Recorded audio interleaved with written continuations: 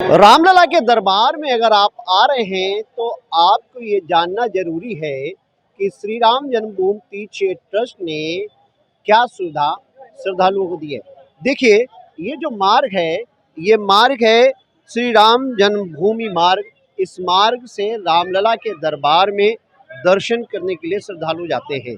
और जब आप श्रद्धालु आगे की ओर जाते हैं तो ये सीधे यहाँ से सुविधा केंद्र, जहाँ पर आप अपने मोबाइल, पर्स, घड़ी, इलेक्ट्रॉनिक चीज़, पेन और कंघी इत्यादि जमा करते हैं, वहाँ आपका जूता जमा होता है और फिर नंगे पैर रामलला के दरबार में दर्शन करने के लिए जाते हैं।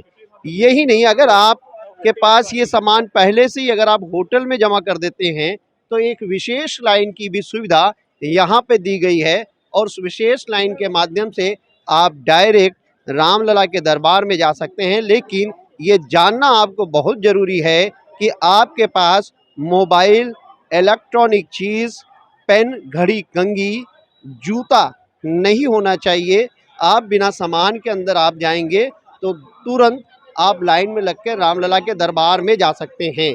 दूसरा, जो बुजुर्ग श्रद्धालु यहाँ पे रामलला के दरबार में आते हैं, वो यहाँ से जो निःशुल्क व्हीलचेयर सेवा है इसको प्राप्त कर सकते हैं।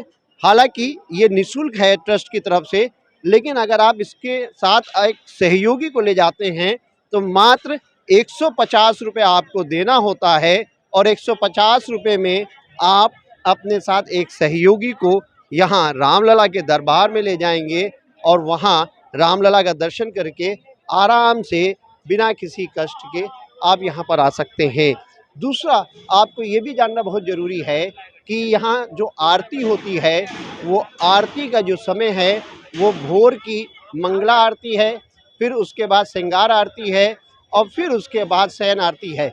इन 3 आरतियों के पास भी मिलते हैं, लेकिन वो लिमिटेड हैं, वो ऑनलाइन मिलते हैं और ऑफलाइन भी इसी जगह आपको आकर वो पासेस मिल सकते हैं जिसमें आप आरती में शामिल भी हो सकते हैं। ये जानना बहुत ज़रूरी है कि जब रामलला के दरबार में आप आएँ, आप अयोध्या पहुँचे, आप किसी तरीके से आपको ठगा ना जाए, यहाँ कोई ऐसा गलत व्यक्ति आपको ना मिले जिसकी वजह से आपके मन में कष्ट हो। तो ऐसे में ये जो नियम हैं श्री राम जन्मभूमि तीर्थ क्षेत्र ट्रस्ट की तरफ से जो सुविधाएं हैं उसको जानना बहुत ज़रूरी है। देखिए, ट्रस्ट की तरफ से पूरी व्यवस्था है कि जो हमारा श्रद्धालु है उसको भगवान के दर्शन करने में कोई भी परेशानी ना उठानी पड़े। लेकिन होता क्या है, क्योंकि जो नए लोग आते हैं जो अयोध्या आज तक नहीं आए, तो पहले तो उन्हें पता नहीं कि वहां से कितनी दूर मुझे जाना है। तो पहले तो अगर वहां ऑटो वाले मिलते हैं तो वो जरूर यहाँ के ऑटो वाले आजकल श्रद्धालुओं से बड़ा अनाप शनाप पैसे ले रहे हैं। ऐसी कई शिकायतें मेरे सामने आई। लेकिन सीधा स्टेशन से उतरिए और 200-300 मीटर पे आप आ गए, दर्शन मार्ग हमारा शुरू हो जाता है। उसके बाद में ये जरूर हम चाहते हैं कि आप सामान कम लेके आए। बहुत सामान रहेगा तो सामान में तकलीफ आपको भी है और ट्रस्ट को भी उसमें दिक्कत आती है। आप सामान लेकर के आ रहे हैं, 7 बजे दर्शन हमारा शुरू हो जाता है। हमारे आदमी काउंटर पर पहुंच जाते हैं, सामान आप जाकर के लाकर में रखते हैं। बड़े बड़े बैग होते हैं, इतने बड़े बड़े होते हैं कि जो हमको अलग से रखने पड़ते हैं, जो कि लाकर के अंदर नहीं आते हैं। तो हमको भी डर लगता है कि कहीं आप कल न कहें कि इसमें हमारा बहुत कीमती सामान रखा हुआ तो गायब हो गया। तो कम सामान रहेगा, आप लाकर रख दीजिए, चाबी बंद करके अपना ले लीजिए, आ करके आप अपना सामान निकालिए, चले जाइए। उसके बाद में आपने जूते चप्पल उतार दिए, चप्पल के रैक में वहाँ भी आदमी बैठे हुए हैं। उसके बाद में सीधे दर्शन कीजिए और दर्शन करके वापस आकर के प्रसाद लेते हुए आप अपने जूता चप्पल लीजिए, सामान लीजिए, फिर अन्य जगह जहाँ जाना हो दर्शन कीजिए। सुविधा, लेकिन होता क्या है कि कभी कभी तो जब यात्री कम रहता तो बड़ा आराम से दर्शन हो जाता है, और कभी जब भीड़ बहुत हो जाती है, अब भीड़ बहुत हो जाने के कारण कभी कभी जब भीड़ ज़्यादा होती है तो उसका नाजायज फायदा और लोग भी उठा लेते हैं। हमारे यहाँ वीआईपी दर्शन का कोई भी व्यवस्था नहीं है।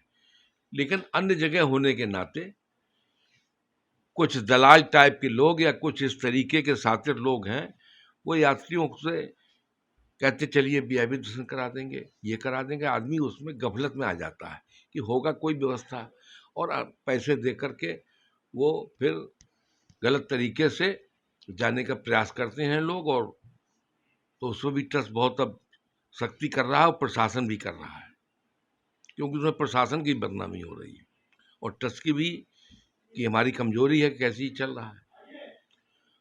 लेकिन दिक्कत कोई नहीं है, सामान रखिए, लाकर की व्यवस्था है, जूते चप्पल की व्यवस्था है, प्रसाद की व्यवस्था है, और सुबह 7 बजे से लेकर के और 12 बजे तक दर्शन होता है। 12:15 की आरती के बाद मंदिर विश्राम हो जाता भगवान का दोपहर का, और